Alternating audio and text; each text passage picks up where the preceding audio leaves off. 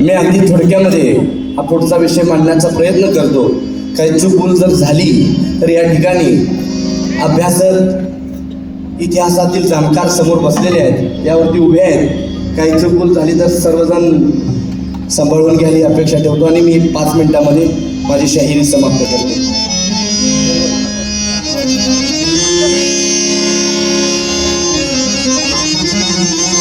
धन्य धन्य राणा शिवराय, धन्य धन्य राणा शिवराय वर्णू मी काय, धन्य धन्य राणा शिवराय वर्णू मी काय, तोड जगी न्हाय सुपुत्र खरा सह्याद्री, सुपुत्र खरा सह्याद्री, सुपुत्र खरा सह्याद्री, धन्य धन्य राणा शिवराय.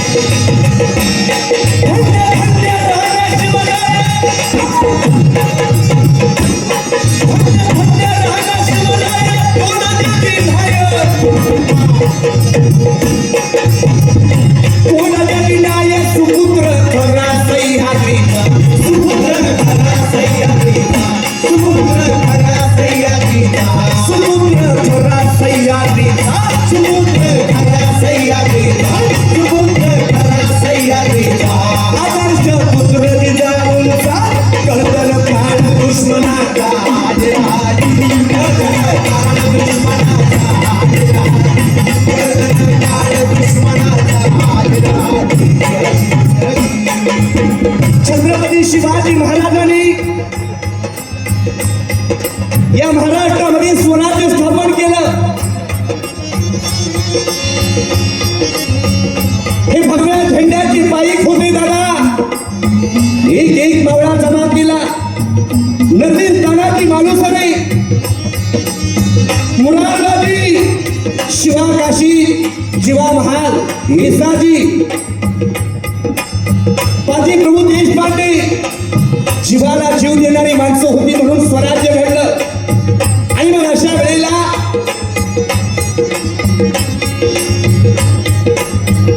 राजाने अखंड स्वराज्यातून या स्वराज्यामध्ये महाराष्ट्र भरावून जे किल्ले घेतले होते, मिर्झा राजे जयसिंग यांच्या सोबत तह करण्यात आला. 23 किल्ले परत करावे लागले. आणि मग या तहानंतर आग्र्या स्वतःवी लागली शिवरायाला विरहारी, शिवरायाला विरहारी, आग्र्या स्वतःवी लागली शिवरायाला विरहारी, शिवरायाला विरहारी, शिवरायाला विरहारी, सुमती न्यावी लागली बाळ शंभूला विरहारी, बाळ शंभूला विरहारी, बाळ शंभूला विरहारी. छत्रपती शिवाजी महाराज आणि ती बाल वयामध्ये असणारी शंभूराजी यांना आग्र्याला जावं लागलेलं आहे. ज्या छत्रपती शिवाजी महाराजांनी आपल्याला खाण्याचा वध केला, त्या छत्रपती शिवाजी राजांना पाहण्यासाठी त्या आग्र्यामध्ये गर्दी होऊ लागलेली आहे. कारण राजांविषयी राजांच्याच मावळ्याने एक अफवा पसरवली होती. शिवाजी महाराज एकाच वेळेला 2 जागी जाऊ शकतात. शिवाजी महाराज अचानक गायब होतात. हे राजे जादू करतात. अशा काही अफवा छत्रपती शिवाजी महाराजांनी त्यांच्या मावळ्यांना पसरवण्यासाठी सांगितलं होतं. आणि मग अशा वेळेला हा राजा कसाही ज्या औरंग्याला ज्या अफजल खानानं काही दिवस एका गडामध्ये दाबून ठेवलेलं होतं आणि त्या अफजल खानाचा पुतळा शिवाजी राजाने काढलेला होता आणि म्हणून त्या अफजल खानाला मारलेला राजा कसा असेल हे बघण्यासाठी त्या गडामध्ये गर्दी होऊ लागलेली आहे.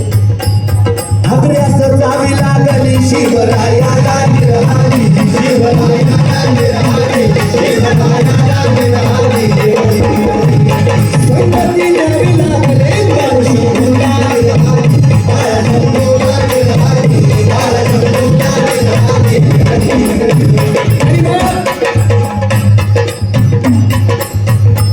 राजेशाही थाटामध्ये आमचे छत्रपती शिवाजी महाराज ताट मानेने त्या औरंगाबादच्या दरबारामध्ये गेलेले आहेत. सोबत शंभूराजे हे बालवयामध्ये असणारे संभाजी महाराज, काय बोलावं त्यांच्याविषयी. आबासाहेबांच्या बोटाला धरून त्यांनी त्या दरबारामध्ये, औरंगाबादच्या दरबारामध्ये थाटामाटात प्रवेश केला आणि मग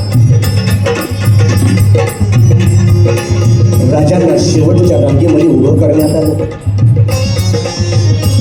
आणि मग राजांचा क्रोध अनावर झाला.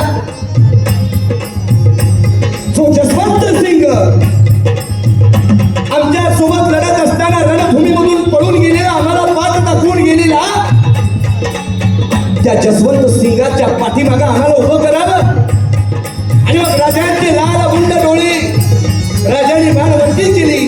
त्या दरबारामध्ये काही नियम होते दादा, कोणी मान वर करून बोलू शकत नव्हतं.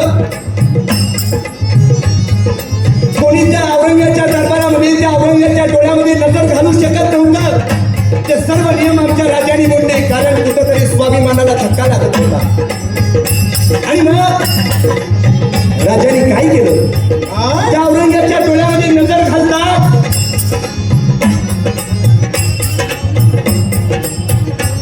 मस्त खडकलं. औरंगजेबानं विचारलं, हे आमच्या डोळ्यामध्ये डोळं घालण्याचं कारण काय असावं. आणि मग माझा सिंह गरजला, ज्या जसवंत सिंगाने आम्हाला पाठ दाखवली त्याला आमच्या समोर तुम्ही उभे करता, हा अपमान आम्हाला सहन होणार नाही. आणि मग अशा वेळेला राजेच्या दरबारातून निघून गेले आणि मग त्या छत्रपती शिवाजी राजांना नजर कैदेत ठेवण्यात आलं. नजर कैदेत ठेवलेला आहे. एक दिवस झाला, 2 दिवस झाला, दिवसात दिवस निघायला लागलेले, महिन्यामागून महिने जाऊ लागले. राजांना वाटू लागली काळजी ती स्वराज्याची, आऊसाहेबांची. काय करावं अशा वेळेला शक्तीपेक्षा युक्ती श्रेष्ठ. राजाने काय केलं, राजाने शक्तीपेक्षा युक्ती श्रेष्ठ. राजाने आजारी पडल्याचं नाटक केलं. राजे आजारी पडलेले आहे. एक दिवस घालवला, दुसरा दिवस घालवला आणि मग आमचे राजे आजारी पडलेले आहेत, त्यांच्यासाठी काहीतरी पुण्य व्हावं. आणि म्हणून छत्रपती शिवाजी राजांनी त्या औरंगाबादच्या समोर एक प्रस्ताव मांडला, आम्हाला तुम्ही सर्व साधू संतांना सर्वांना मिठाई पेढे वाटण्याची संधी तुम्ही आम्हाला द्यावी, परवानगी द्यावी. आणि मग अशा वेळेला औरंगाबादनं त्या राजांना परवानगी दिली आणि रोज पेठाने निघू लागले. आता सिंह एक दिवस त्या तळ्यातून दिसला आणि म्हणून धन्य धन्य शिवाजी.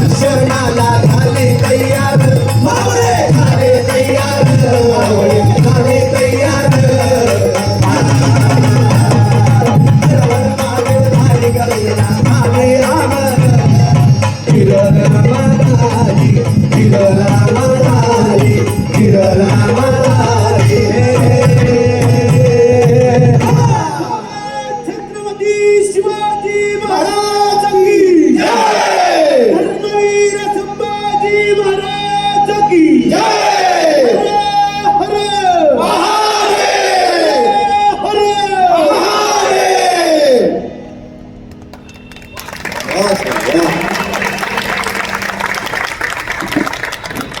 शाहीर यांच्यासाठी जोरदार टाळ्या झाल्या पाहिजेत. आपली जी हृदयाची धडधड त्यांनी वाढवलेली आहे, केवळ शिवजन्माचा पोवाडा, त्यांची यशोगाथा या पोवाड्यातून त्यांनी आत्ता इथे मांडली. आणि आता ते शेवटी जे म्हणाले तसं मला वाटतं हे सगळे मावळे तयार आहेत आपला इतिहास असा सगळ्यांपर्यंत पोहोचवण्यासाठी. आणि खरंच मनापासून खूप खूप आभार, धन्यवाद शिवशाहीर आविष्कार देशिंगे यांचे. मी